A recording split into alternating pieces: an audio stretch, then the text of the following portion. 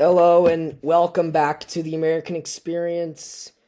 Today is gonna be a more somber podcast, because of the events of last week that unfortunately occurred.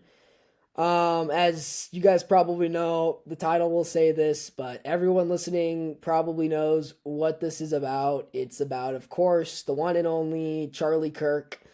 I'm gonna say a few words for Charlie, and then I'm going to get a guest on, a regular actually, who was one of who instantly, as soon as the horrible incident occurred, as soon as Charlie was murdered, asked to do a podcast. So of course, I said yes. So just for reference, today is Wednesday, the 17th of September, 2025. I am not glad, but honored to be with you this afternoon, approximately a week from the day Charles James Kirk, or Charlie Kirk, was assassinated. So I'm going to say a few words. I didn't agree with Charlie and everything. If you've listened to my channel, you probably don't know that actually, because I haven't really been or if you know the Spotify channel, then you'll probably know I'm not very in favor of foreign wars, and I'm definitely not in favor of supporting Israel's wars. So I think it's not, and I don't think it's no brainer to see where I disagreed with Charlie over. But I can't say he wasn't instrumental in my political evolution. When I first listened to Charlie Kirk, I was this nerdy Ben Shapiro listening kid who, standard stock barrel conservative, not what I am now. Uh, but Charlie helped me get from basically Ben Shapiro to, I mean, I know this is a horrible example, like, got me from Ben Shapiro to Tucker Carlson or Candace Owens. He was able to provide the bridge between those two kind of opposing camps on the right. And I'm very deeply glad for that. I'm very deeply honored by the fact that he was so important in my political career. Um, of course, he was, just for a little rundown of those of you who don't know, although I think most people know what happened. Charlie was shot and killed, assassinated on a week from today, or a week last week from today, um, at Utah Valley University in Utah, near Salt Lake City, I believe. He was just doing his usual thing, campus debates. He was a patriot, a father, a husband, and above all, a man who feared God. He is left behind by his wife Erica, a 3-year-old daughter, and a 1-year-old son. And my deepest condolences are with them at this moment, because however much grief I might have felt when Charlie got shot, I know it's just pale in comparison to what his wife and his closest friends and his parents are feeling. So I don't want me and my guest here to try to supplant and say that we feel more grieved than that family. Obviously, that's not true. We never knew the man personally, but we did know the effect he had on us and the effect he had on our generation. Because, of course, we're part of the younger generation, in case you can't tell from my voice. So, with all further ado, I'm going to bring my guest on. He is the one, the only Jayden. Jayden, welcome to the program. Hey there, Tanner. Thanks for having me on. Yeah, you're welcome. Now, obviously, for a little background info here, Jayden and me were like texting the second it happened. Actually, it was our friend Henry who told us. Jayden, just guide me through your how you reacted at first, and then what your kind of emotional response to the murder was in the days to come. Well, it wasn't so simple as what my emotional reaction was. It kind of went in a phase. Like on day one, it was remorse, it was sadness. On day two, it was about the same. So that was Thursday of last week, the Thursday 9/11, actually. So Thursday, I was very sad, but I was also trying to figure out what the heck happened. Who could do such a thing and why would they do it? And there was nothing really out then. And then on Friday, I think it was Friday morning around 8 a.m., maybe, I woke up because I didn't have class in the morning. So I decided to sleep in an extra 30 minutes. And I look on my phone and the guy turned himself in, Tyler James Robinson. And allegedly, reportedly, he did it to protect his transgender girlfriend who transitioned from male to female and to stop the hatred that Charlie Kirk was allegedly spewing every single day. So on that day, my emotional reaction was anger and vengeance. I wanted nothing more than to see the person who did it uh, executed. I'll say it straight up. I simply wanted them to pay for the crime, eye for an eye, life for a life. And while I still do think that, I also don't think it's so simple as a clear cut, I did it, give me the death penalty. I think he's going to try and defend himself with a public attorney, and it might be a couple years before he gets the death penalty. But the state of Utah has been uh, informing him that they are going to seek the death penalty for his crime. Yeah, yeah.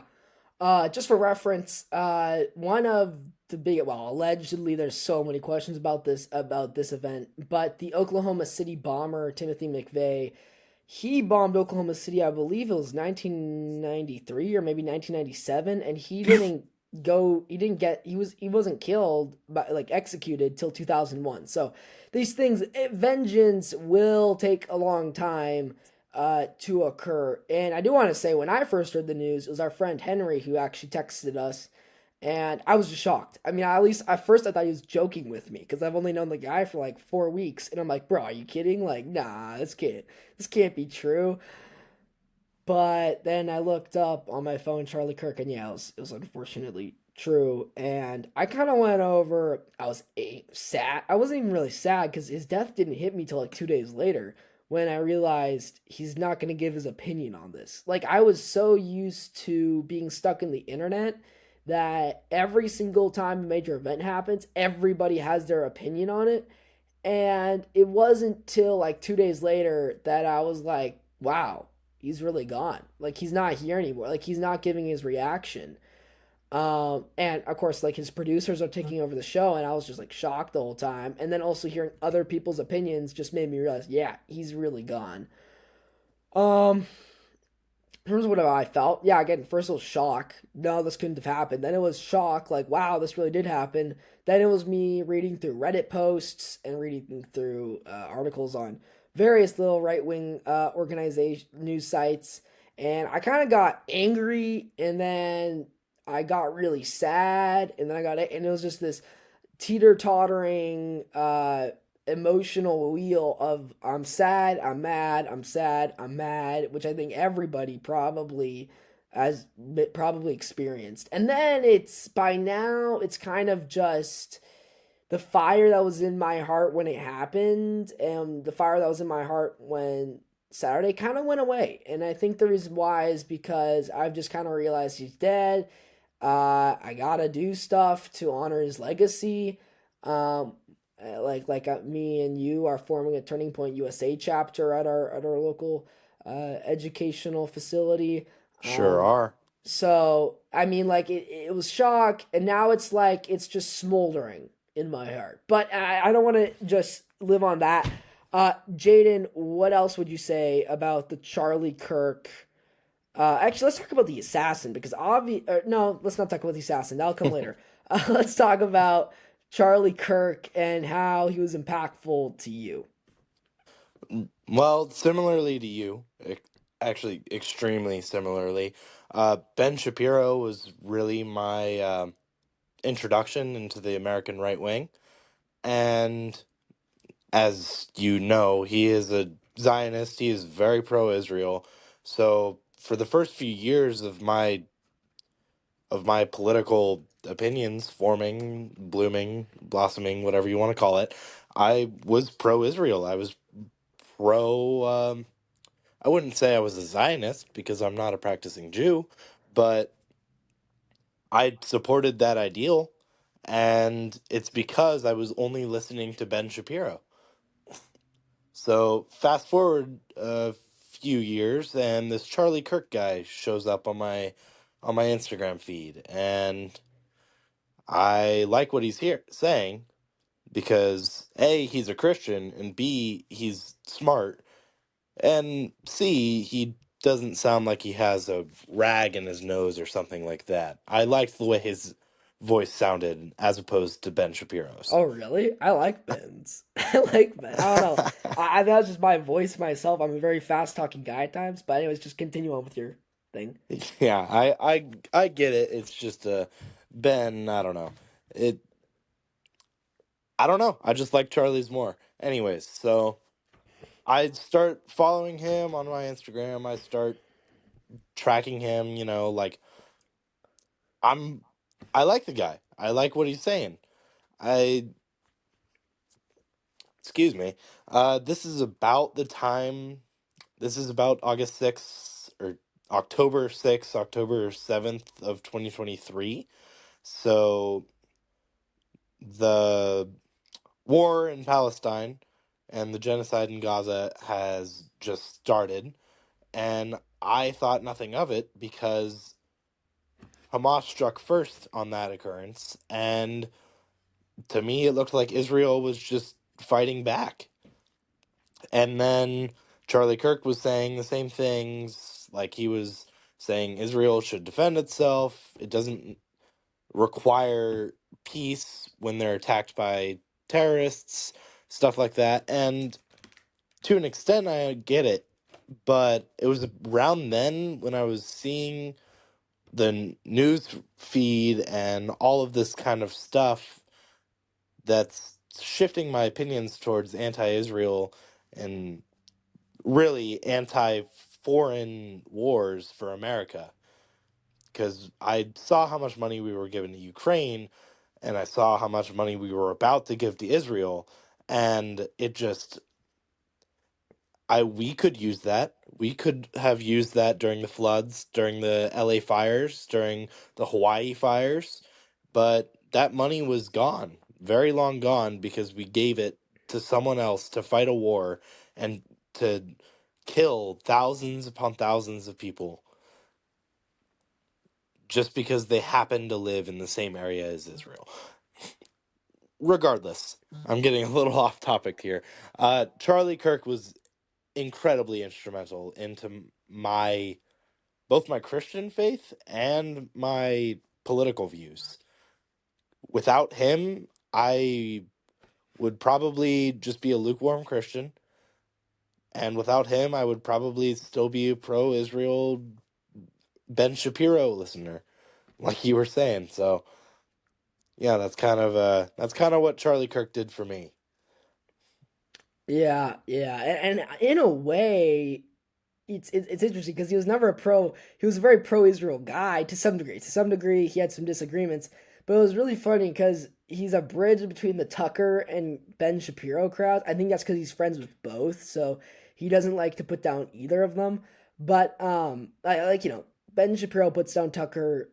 I've heard it before. Tucker says negative things about Ben Shapiro. I think Tucker is justified when he says those things, but I mean, we get the point that they seem to be enemies and they're only really friendly to each other because they're on the same page when it comes to some other big issues.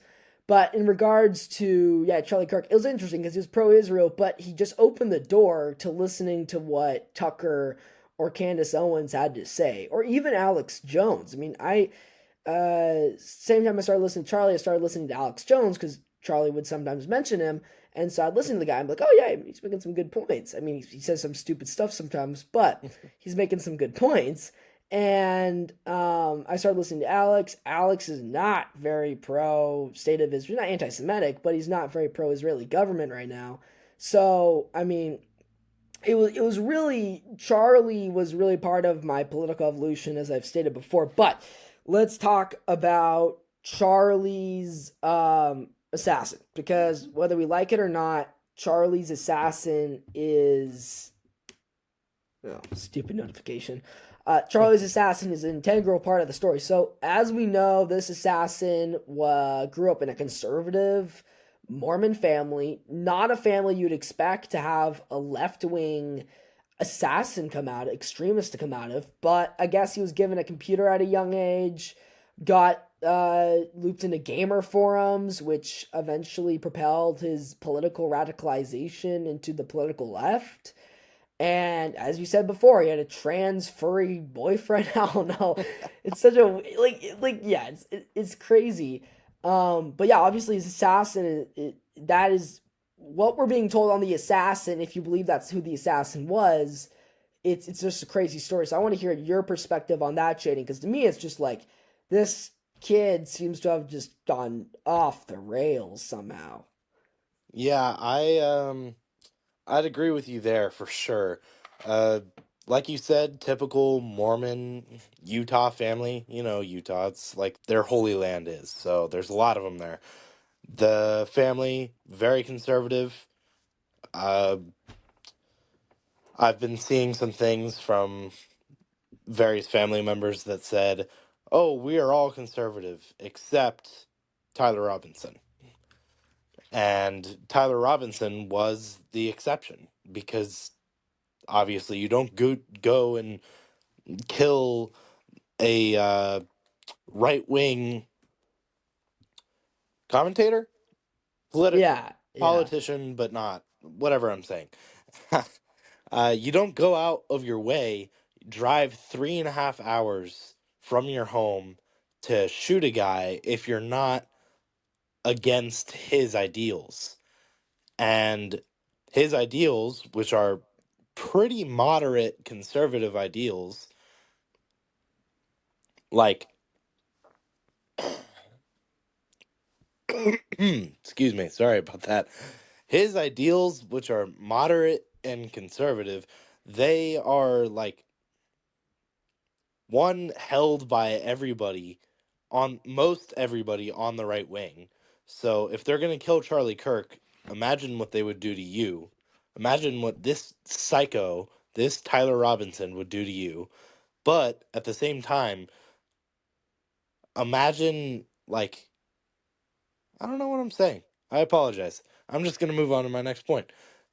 He drove 3.5 hours away from his home, killed the guy, stashed his rifle, went back to grab it just so he didn't leave any evidence. They found him, or they didn't find him. His father turned him in, most likely out of shame of his son's life choices, his boyfriend, and his mainly his boyfriend, to be honest. Yeah, I mean, if you have a gay furry boyfriend and you're in a conservative Mormon family, I think there's serious. I think any Mormon dad would have serious issues with that. Even just Yeah, for normal dads, sure. even just normies, like I think would be a bit weirded out by something like that. Like, you don't have to be a conservative Mormon dad to realize that your guy's dating a trans furry dude is not normal. Yeah. I just want to say props to his dad for doing that. Yeah. Like regardless how you feel about your son, there's no way handing your son's life over, even if you don't like him, is an easy thing for a father to do. Yeah, So no. I definitely props to him for doing that. Where was I though? Right. So Tyler flees the scene immediately. You can see him running away in that one video of him on top of the roof in the courtyard. And then you can see him jump down from that building in another video, and then he runs off. There's separate film where he's walking through a neighborhood and looks like he has a bag on him, which presumably has his rifle in it. So he escapes. Straight up, the police go after that 171-year-old who, I believe it was yesterday, was actually charged for possession of child pornography, which was That is a quite bad, yeah. Well, quite ironic that his they just story. Hold up, just keep on talking, Jade. I'm looking something up. yeah, my bad. So it's quite ironic that they nabbed this one singular leftist liar who's tried to give Tyler Robinson some time to escape, despite not knowing the guy, and they they detain him, they arrest him, they question him, and what do they find on his phone except for folders upon folders upon folders of sexually explicit and illegal film, which is quite ironic. Regardless, that guy is kind of not really important to the story. Tyler goes home and immediately, I think the it's a tragedy. What happened was a tragedy. However, the greatest insult of all of this is the fact that the celebration online was just so fierce. Hundreds of thousands of likes, millions of views, comments upon comments saying rest in piss. I don't even want to give more examples. It's just awful. But all of these people are celebrating the death of someone who is more moderate than practically everybody else on the American right wing. So if they're celebrating for him, imagine how much harder they're going to celebrate for you. And I'm not the first person to say this, not by a long shot. This has been kind of the rhetoric that has been going on for the past 7 days now. And I'm thankful for organizations on X, formerly known as Twitter, who are finding these people and giving out publicly available information and sending it to employers and getting them fired. I've seen countless videos of people who are both celebrating, and then the next video I see of them is them mourning the loss of their job, not of a human being. Yeah, yeah, and I mean, like when you really look at those leftists who are celebrating Charlie's death, they don't realize what will happen to them if they push the right continually the wrong way. Because I mean, I'm not saying we should go out and kill someone. I'm not saying that at all. But what I am saying is there's a kernel of truth here, which is if you keep on poking the bear's gonna poke back, and when the bear pokes back, it's gonna be ugly. But actually, some more news about the George Zinn guy, the guy who falsely claimed he killed Charlie Kirk. This guy has had a bad rap with law enforcement for a long time. This is according to the Linwood Times, link in the description below. In 2013, he made the headlines when he was charged with making a threat of terrorism Shoot. after sending an email to Salt Lake City Marathon organizers asking if they needed anybody to place bombs near the finish line. Shortly after the Boston Marathon bombing, he pleaded guilty to a reduced Class A misdemeanor charge. In 2019, he was among the 5 protesters arrested during a violent clash at the Utah Inland Port Authority board meeting, where he allegedly pushed other protesters after he was upset over some bus being blocked. And then he was involved in some other left-wing protests, and then this, and then there's some people. I've seen these claims online. I don't know if they're true or not, but I have seen them being made on the Patrick Bet David podcast, where supposedly this guy was a 9/11 witness. So the guy's story is so weird when you look at it. Bro witnesses 9/11, is threatening people with bomb threats. Now is claiming he killed Charlie Kirk to let his shooter get away. I mean, that part's just weird. But yeah, back to leftist reactions. the leftist reactions I've been seeing are just disgusting. And here's the thing we need to explain to some people here who don't understand that there's a difference between being a leftist and being a liberal. Okay, so for a long time on the right, anybody you didn't like was probably a liberal. Not anymore. So a liberal is someone who probably wants bigger welfare programs, probably somewhat pro-abortion, probably pro-gay marriage, but they're not like a left winger, because a left winger is going to believe in all those things, and then is also probably going to believe in stuff like let's go burn down Portland after George Floyd. Trans ideology is awesome. Hate speech isn't free speech. Blah blah blah. While a liberal will believe in that, and as we've seen, a lot of the liberals on the left seem to send their condolences. They seem to be able to moderately be able to say that the murder was bad, but a lot of the leftists like don't seem to be able to say that, or they say that the murder was bad, and then they instantly back it up by saying, "Well, you asked for it because he was polarizing," or "That's why we need more gun control." So, what would you say to that, Jayden? So, to your point about the gun control, it was a family firearm that was given to him, and it was a rifle. It wasn't an assault gun at Yeah, all. yeah, So, gun control would have done absolutely nothing to prevent this. You know what would have prevented this? Why don't you take a guess, Tanner? not oof. I mean, increased security that could be possible too, but I don't know because there's a lot of stuff going around about that. What would you say, Jaden? Well, here's what would have prevented this.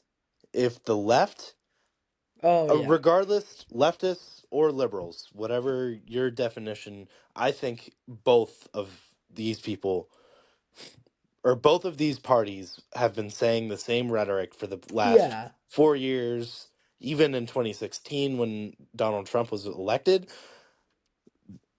The the problem has always been Donald Trump is a fascist. Donald Trump is a Nazi. Donald Trump, Donald Trump, Donald Trump. And then after Biden was elected, Trump had lost the election, allegedly. Um, the rhetoric turned from Trump is a fascist to everybody on the right is a fascist. So that extends to Charlie Kirk. That extends to, I've seen some people call Ben Shapiro a fascist. Tucker Carlson, all of Fox News, anybody on the right has been labeled a fascist, a Nazi, and someone who is too dangerous to be left alive. And that's where this rhetoric has like influenced the left-wing terrorism that we're seeing because they believe that they are completely justified in what they're doing. They believe that they are fighting to save their democracy. And all they are really doing is just lighting a fire underneath the right, whereas it has been so cold before because we're so even the right is divided. We might agree on a few things, but most of the right is not together on many issues. yeah. No, I'd agree. And actually, that's something amazing that Charlie Kirk did, kind of as his last gift to us, because the instant that bullet rang out and he died, the right came together, and we all came together realizing that, hey, we on the right, we might have big differences of opinion, but at the end of the day, when it comes to what's going to happen, we all are going to be the next, like, we're going to be the next victims if we continue letting the left get away with this. I mean, like, just continually getting the left to radicalize young people, and so in a way, all of us came together against like we came everyone on the right came together in unity, a thing I haven't seen in a long time on the right, perhaps since like COVID. I'd agree, but At the same time, I do think there was more division. I Really? personally don't think I've seen this kind of unity between any party, Oh, regardless if it's left or right. But I don't think I've seen this kind of unity since what I've seen about 9/11. Because obviously I wasn't alive then, but the whole country came together, and similarly, the whole entire right wing came together over this. I don't think I saw a single right wing person who disagreed with Charlie Kirk say, "Ha, he deserved the bullet. Ha, good riddance." mm, Uh, as opposed to anybody on the left wing where that kind of opinion, that kind of sentence was absolute commonplace for them. yeah, yeah. I mean, here's a good example, and the guy I'm gonna name here, I don't agree with everything he says. I'm gonna preface it by that, but he was a big political rival to Charlie Kirk, and Oh, that guy was, I think you already know who I'm talking about, Jaden, yep, I sure do. Nicholas J. Fuentes. Look, again, I already said this, but I don't agree with everything he says. But that being said, he was a big rival to Charlie Kirk. And actually, when I went to his show on Rumble, because I was like, oh, I'm interested in what he's going to say about this. And, I thought to myself, well, he's going to either be like, oh, it's sad, whatever, move on about it. Or I thought, oh, maybe he'll just go after Charlie because they were political rivals. No, instead, he actually went, and this was like when he really matured and stopped making Hitler jokes. I think this was the point that happened because instead of seeking vengeance against Charlie Kirk and tarnishing his legacy, Nick basically went like, no, like, yeah, I disagreed with him, but he gave a very nice obituary to Charlie, I think. He said some very nice things about Charlie, even though Charlie and him were bitter political rivals. And overall, I think he was very mature about it. Like, definitely more mature than crap he said in 2018, 2019, etc. So I think in a way, he's shown a bit of leadership there on his part. And good, maybe he can just stop, personally, maybe he can stop the stupid edginess he always had because he always would say stupid stuff because they're edgy. Kind of like Charlie. I think everyone should realize Charlie said some dumb stuff when he was younger. You're gonna see that thing where people talk about him being okay with gays getting stoned. I haven't looked fully into that, but I have heard about that. Look, Charlie said some stupid stuff. When you're 18, in early 20s, you're an edgy kid. You haven't yet fully entered the real world. You're gonna say dumb stuff. So what would you? That's my kind of last comment on here. We're gonna wrap this up, Jaden, but I want to give you the last talk. Well, I appreciate that. Well, I guess I'll end on your point.